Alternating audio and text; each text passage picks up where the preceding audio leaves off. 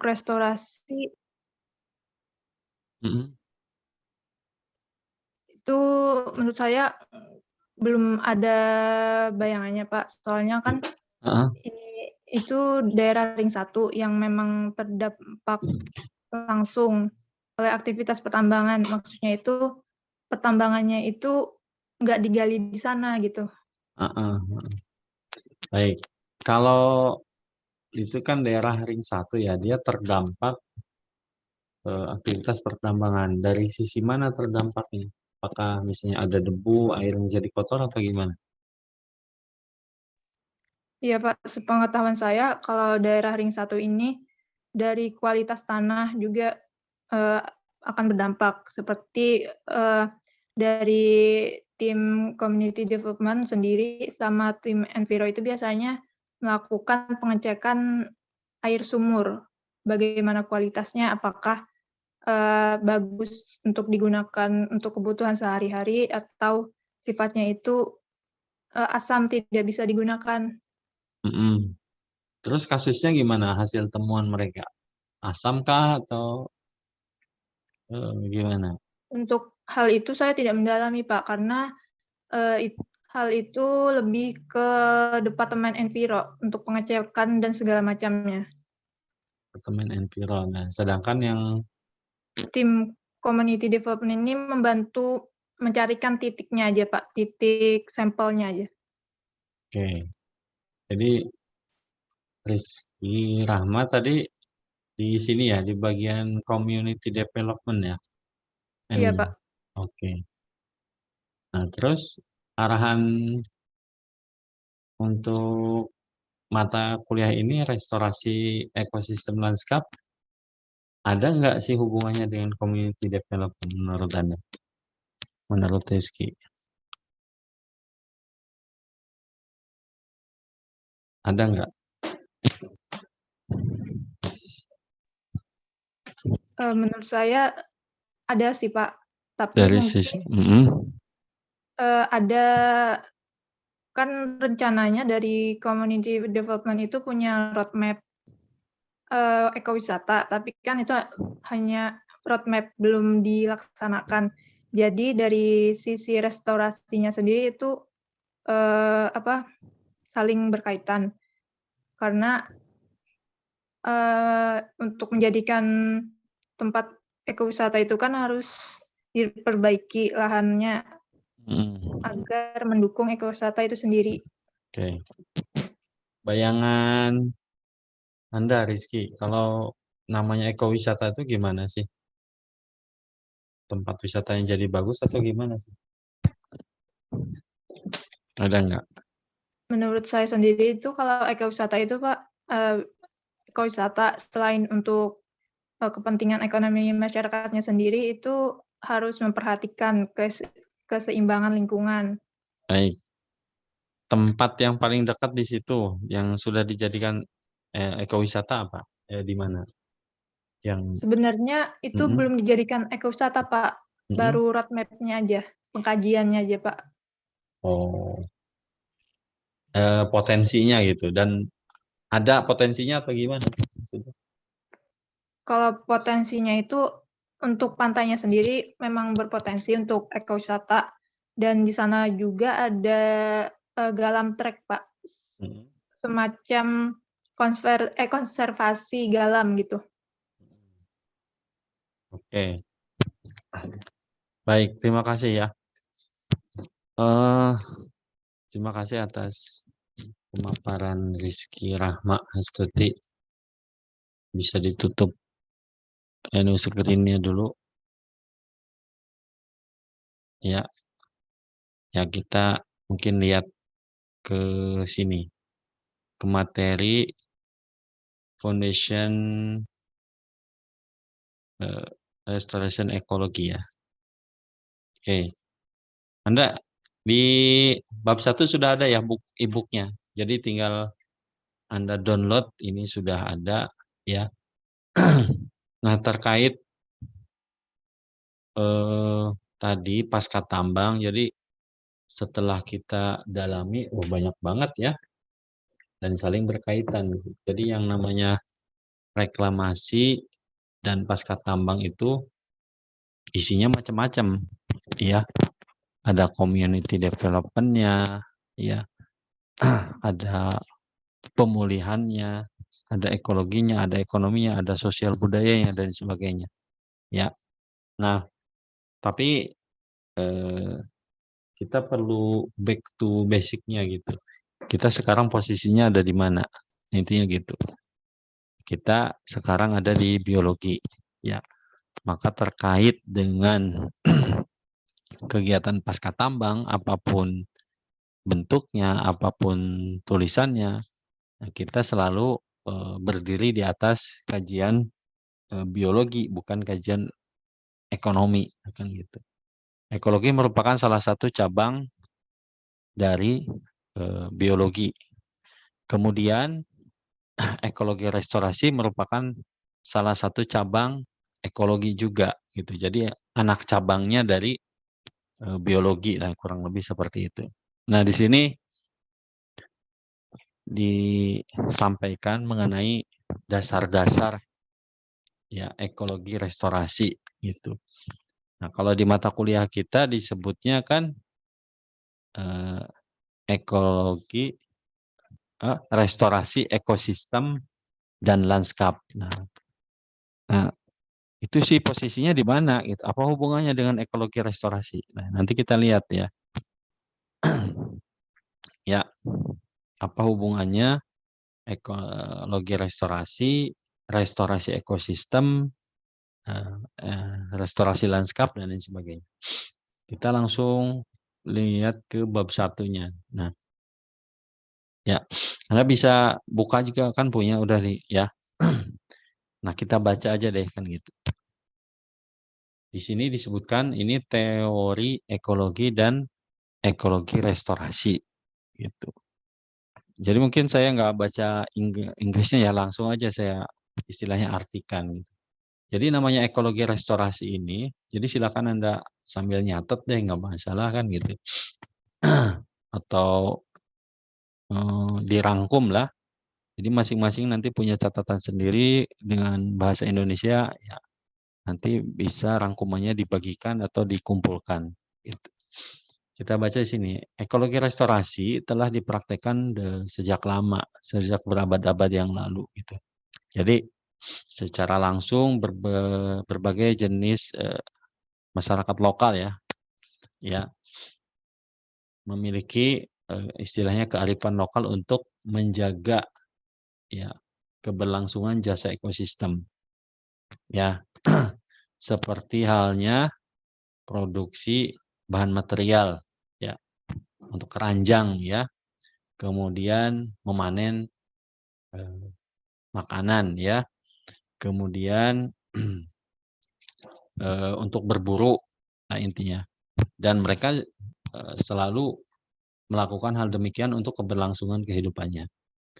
Nah, sekarang praktek ekologi restorasi ini telah diterima gitu ya sebagai harapan untuk bisa mengembalikan ya berbagai kerusakan lingkungan ya karena adanya penyalahgunaan atau kesalahan dalam pengelolaan ya khususnya karena semakin berkembangnya teknologi oleh manusia ya gitu. Jadi secara singkat ekologi restorasi adalah usaha untuk mengembalikan sebuah sistem ya paling tidak akan kembali menyerupai kondisi yang terdahulunya. Ya, meskipun ini dikatakan sulit dan tidak mungkin untuk mengembalikan seperti bentuk semula, gitu ya.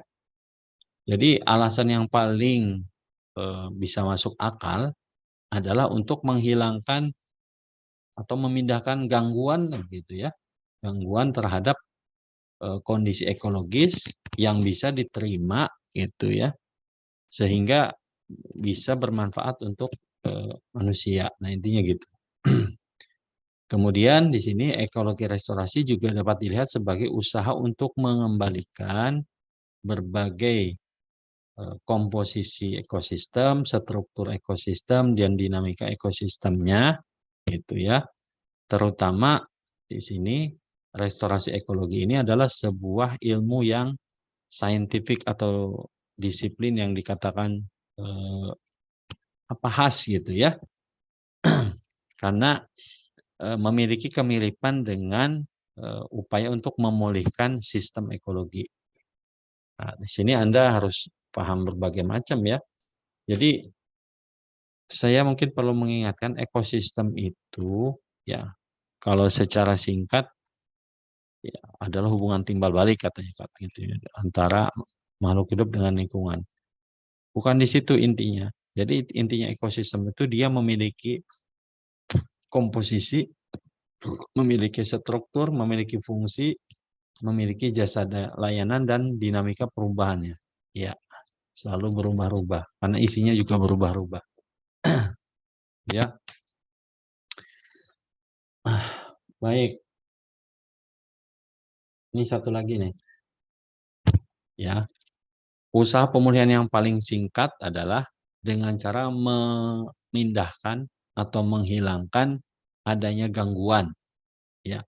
Kemudian membiarkan ekosistem ya bisa memulihkan dirinya sendiri, kesehatannya dengan proses yang berlangsung secara ekologis. Ya, sebagai contohnya di sini ya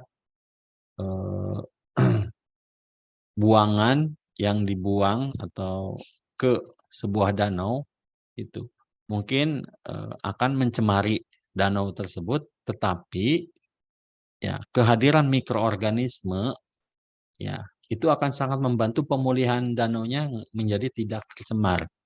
Caranya apa? Dengan mendekomposisi atau menguraikan berbagai bahan-bahan organik, kemudian menghasilkan berbagai nutrien yang akan menghalangi pertumbuhan alga, blooming alga kan gitu.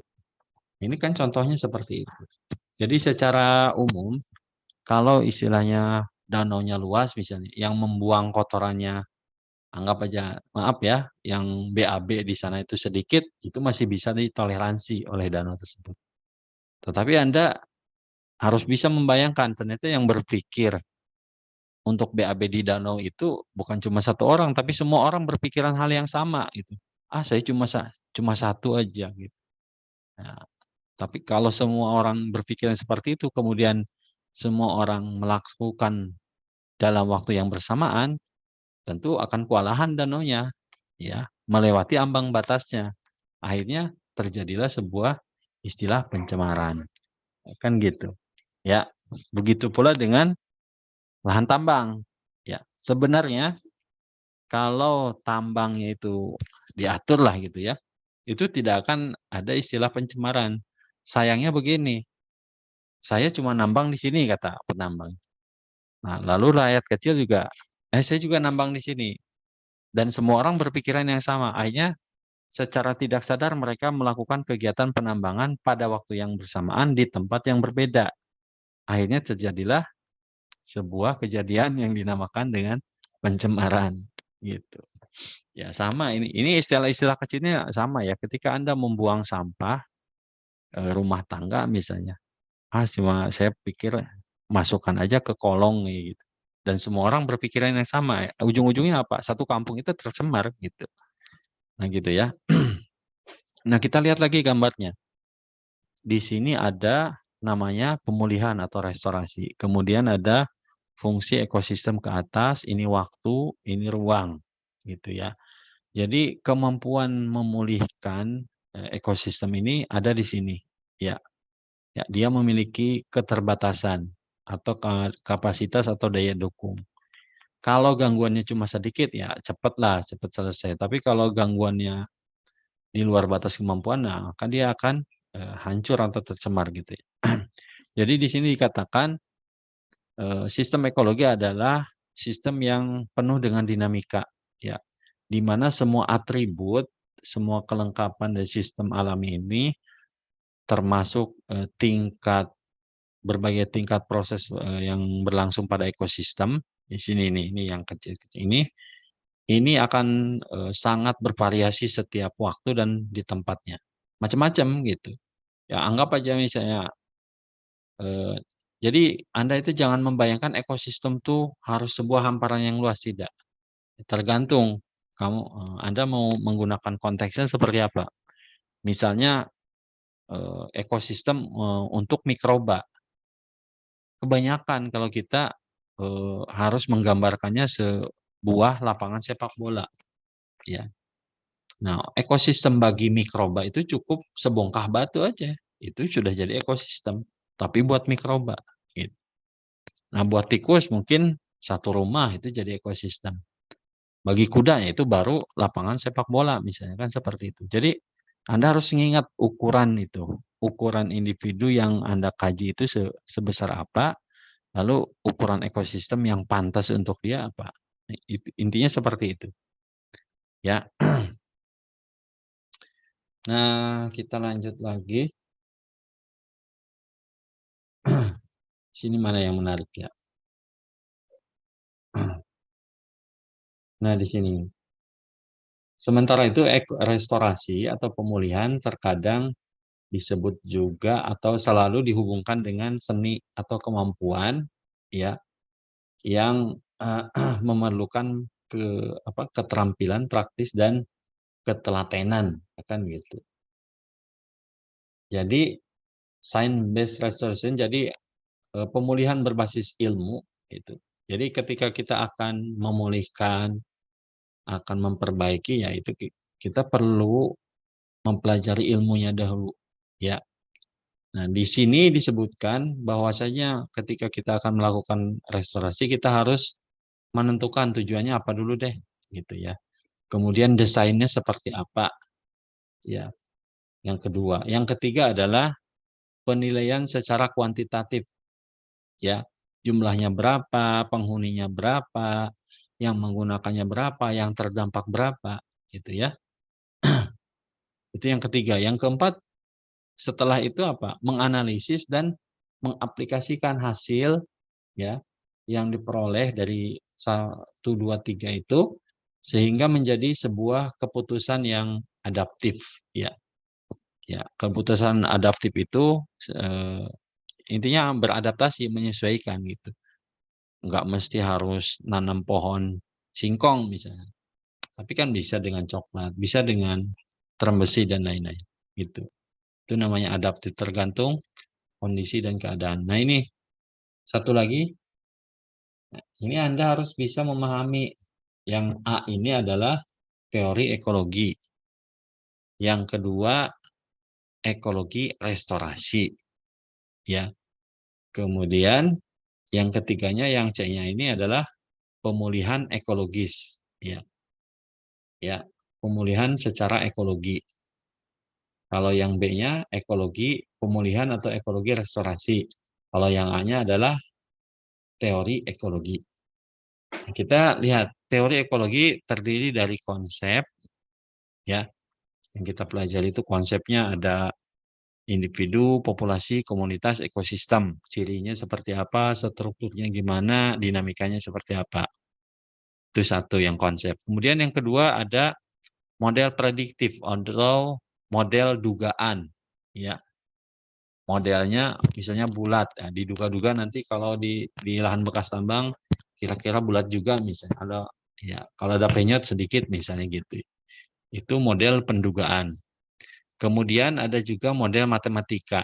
Model matematika ini tujuannya untuk menjelaskan pola yang terjadi dan proses yang berlangsung di dalam sistem ekologis. Nah, ini Anda berdirinya di mana ya? Di sini dulu. Ya, di teori ekologi harus kuat dulu supaya bisa masuk ke ekologi restorasinya. Gitu ya. Jadi mungkin yang kita bilang ini mungkin cocoknya di ekologi dasar atau ekologi lanjut mungkin di sini ya. Nah, baru masuk ke ekologi restorasi. Apa sih pengertiannya? Ekologi restorasi adalah proses yang berlangsung selama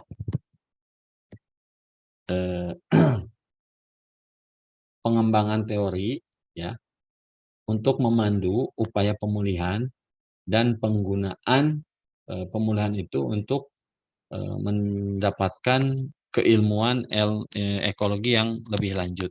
Ya, misalnya proses-proses yang rumit, kurang bisa dipahami, maka itu bisa pakai advance ekologi atau ekologi lanjut dengan berdasarkan prinsip ekologi restorasi.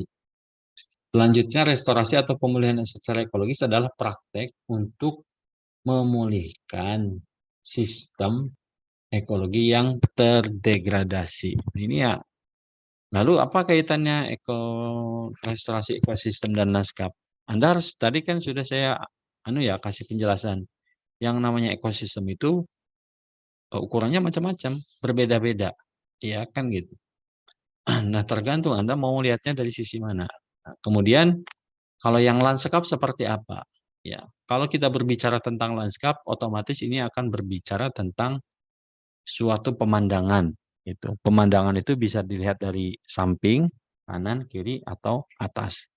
Ya kan gitu. Nah, tapi umumnya dilihatnya dari atas kan gitu. Nah, teori ekologi, ekologi restorasi dan restorasi ekologi ini masing-masing saling berpengaruh dan saling memberikan keuntungan untuk pengembangan keilmuan gitu ya. Misalnya teori ekologi ya, dia akan meningkatkan kemampuan kita mempelajari ekosistem, elemen ekosistem dalam upaya untuk memanipulasi. Memanipulasi itu untuk misalnya ada stres, ada tekanan, itu bisa ditangani lah kan kayak gitu. Oke, ini tadi udah ada peringatan 10 menit lagi gitu ya.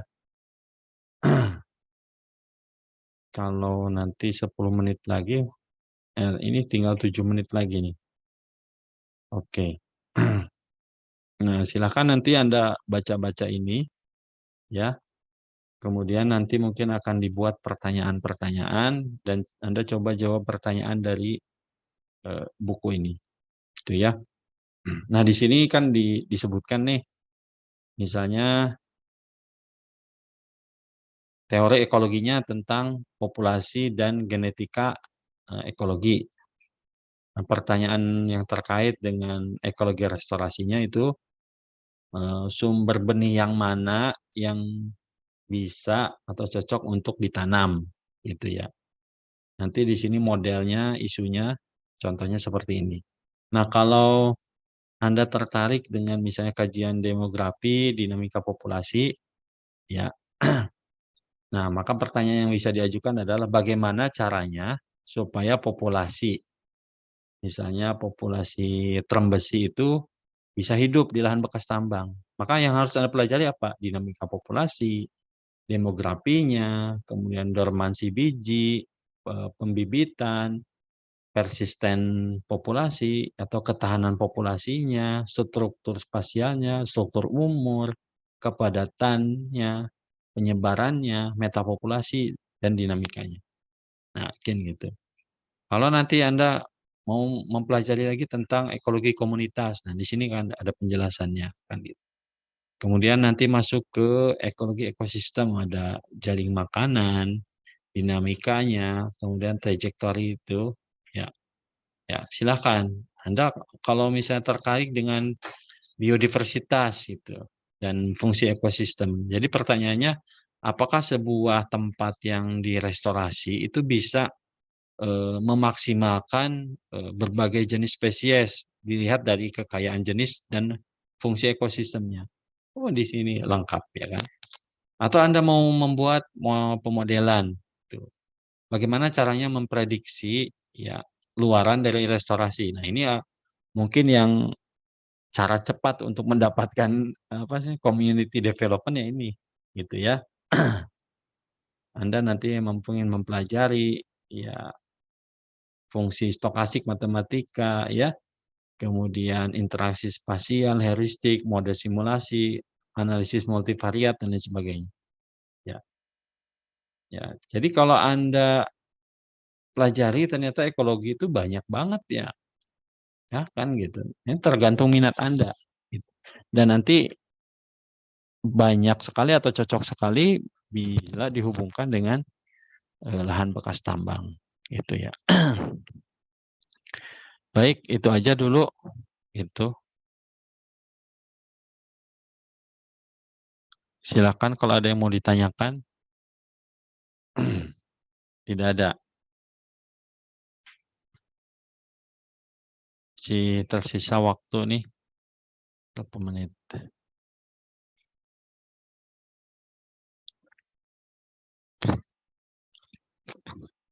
Kalau nah ini Dewi ya. Dewi kerja praktek juga ya.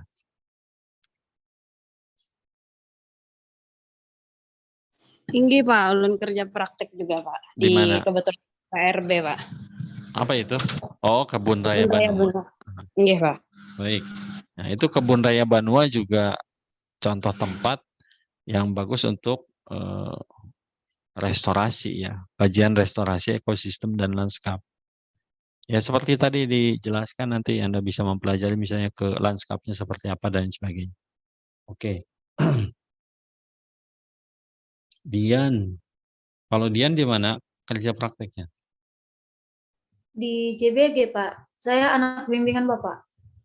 Oh iya benar. Heeh, heeh. Terus yang mau lanjut skripsi siapa? Sinta ya? Nggih Pak, insya Allah kalau Oke. misalnya bisa lanjut. Oke. Terkait dengan tempat, kita bebas aja ya. Mau di JBG boleh, mau di Kebun Raya Banua bisa, mau di Tanjung Alam Jaya juga bisa. Tapi prinsip yang harus Anda pegang nanti, Anda harus bisa menentukan kajian mana yang mau saya dalami. Nah intinya gitu. Nah nanti di bab 1 itu sudah ada petunjuknya, pendampingnya. Jadi Anda nanti dari apa yang tadi Panang tunjukkan itu, halaman yang tadi yang mana ya? Nah ini, silakan nanti dibuka ya tabel 1.1 itu. Coba Anda ini, apa sih namanya, icip-icip lah, pahami kira-kira mana yang lebih tertarik untuk didalami terkait dengan kajian restorasi ekosistem dan lanskap. Nah itu aja mungkin ya. Ini waktunya tinggal berapa menit lagi dari batasi. Mungkin gitu aja ya. Terima kasih. Kalau tidak ada yang mau ditanyakan, jadi materinya sudah cukup jelas walaupun berbahasa Inggris. Kita tinggal pelajari gitu. Kemudian dari situ berbagai pilihan tabel 1 itu silakan Anda pilih mana yang mau Anda kembangkan kajian keilmuan mengenai restorasi ekosistem dan lanskapnya. Oke. Jadi nanti Anda dari pilihan-pilihan itu silakan dipelajari, kemudian nanti dipaparkan dalam bentuk ya tugas lah gitu.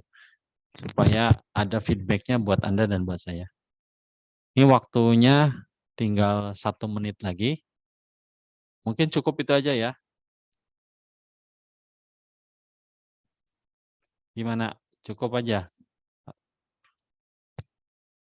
Kalau dari saya cukup, Pak. Dari saya cukup juga. Ya, saya cukup juga, Pak.